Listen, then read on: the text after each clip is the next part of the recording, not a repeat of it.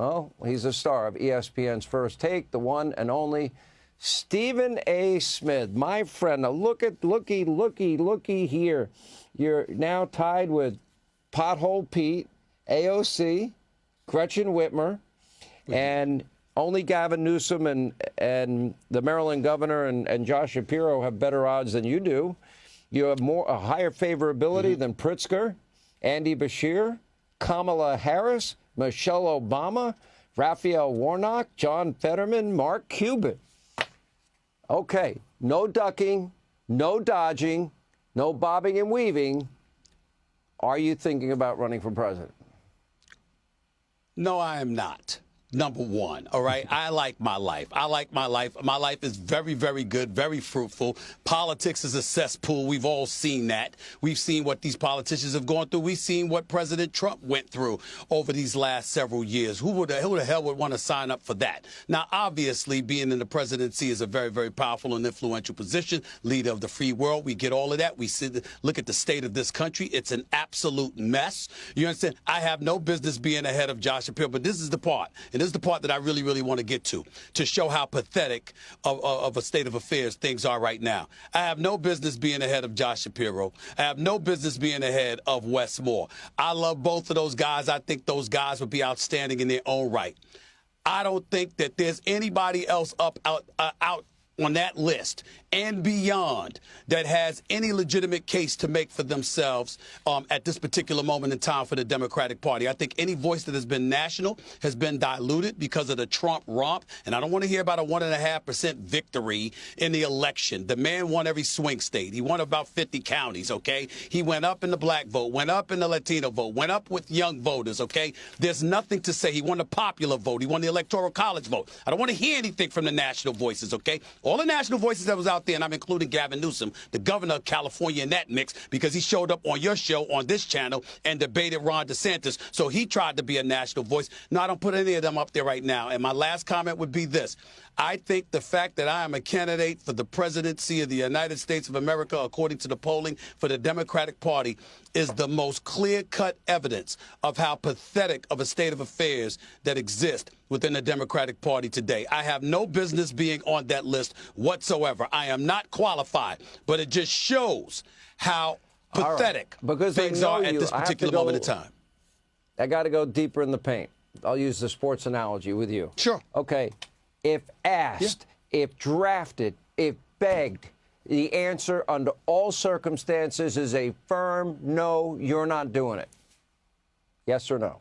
At this moment in time, because I want my pockets to get significantly deeper. No. I'm answering the question. I'm answering the question right now. Right now, the answer would be no.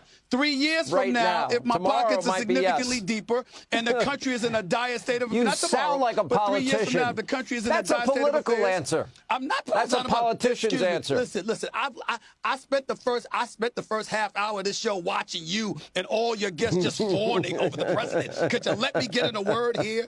I'm telling you, 3 years from now, as my pockets are deeper and I'm even more successful and my lifestyle is comfortable enough for me, so the if door the is American open. people call, the door is open. I would have to consider it. I'd have to consider it. So the answer is you are leaving that. You're swung it wide open, as wide as you can. You just kicked it open, knocked it down on the same at this. Yes, it is true. Well, 3 years from now, when my pocket's I have more money in my pocket, I might be open to it.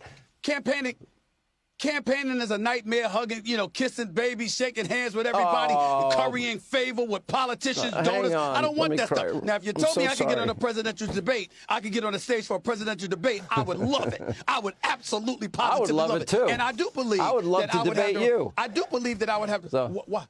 Well, listen, the fact of the matter is most people in the Republican Party even can't debate you. So don't get me started with everybody else. There's no shame in that. I'm just telling you, going up against them, I'd give them a run for their money. All right. And I admire our friendship, et cetera, et cetera. Look, I asked this of Don Jr. This is a serious question, too. I mean, you just heard the Nazi fascist, Tim Walz. Oh, but I didn't mean Donald Trump. He's full of crap. I throw the challenge flag. I don't believe him. And that's part of his problem, too. They lie. I'm sick of liars. But here's the thing. Nazi, fascist, racist. And then they become the party of men championed the rights of men to play women's sports. They became the party that cares more about the rights of illegals over the safety of Americans. They become the party that is not outraged when the average American does not get paid what we get paid.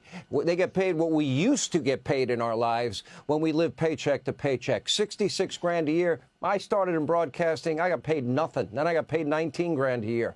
But those people, and they see hundreds of billions of their hard-earned dollars going abroad for Green New Deal, DEI, transgender wokeism. That's the party. That is your party. You should leave them.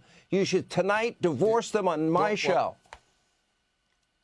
Well, first of all, I wouldn't have to, because if I was the leader of the party, that nonsense wouldn't exist. That wokeism and identity politics and all of that stuff, it wouldn't exist. I'd eradicate that. Still in a your heartbeat. party. Let me be very, very clear about that. And excuse me, because, again, there are some liberal things that I agree with, and there's some conservative things that I agree with. Let me tell you, I think the argument where I think the Democrats are really, really messing up when it comes to Donald Trump at this particular moment in time. Sean, I will openly confess, you know, Elon Musk is he's not born here, and they're making this argument. He's not an elected official. He hasn't been confirmed by the Senate and all this. Hold on, let me explain something. I get the discomfort. What they're missing is that you messed up things so badly over the last several years. Give the man a chance to see what he does. I'm looking at Donald Trump. I'm not comfortable with everything that I'm seeing. I'm not comfortable with everything that he's doing like you are. But the flip side to it is that I'm willing to see the results before I engage in condemnation. See, that's the problem. The partisanship, they're already showing it. And they're echoing exactly what they were doing during the campaign, which means they're not going to resonate, and they're going to ensure that the Republicans probably win the midterms and then get 4 more years come 2028, because the same song and dance with the same argument is not going to cut the mustard. They got to learn to do that. Dial it back. Judge the man on what he's doing right now. See what the results are before you engage in condemnation. They're not doing that. They're sounding like they're still on the campaign, which means they're coming across as tone deaf to voters like myself and various others. That's where they're messing up. This is why I can't do anything but like you. I mean, you're just too good at what you do. I'm actually a lovable guy. I'm really lovable. At times, yeah. And really, I'm glad you're not running for now, because that means I would have to be going after you night after night and after I'd come night, on every week. And I'd come on every week to go at you. You'd come, and I would love it. And I'd tell you to keep bringing it. I'd make your hair grayer. Every week, really. I would, at least every month. Let me not say every week. I can't take you every week. I would say every month. But I'd make your hair grayer than it already is. You said every week. I'm holding you to that. Don't be a politician. Go back on your word 2 seconds after you make it. I'll go every week. Every week. Every week. No problem. No problem. You understand? We appreciate you. I approve that. Good to see you, my friend.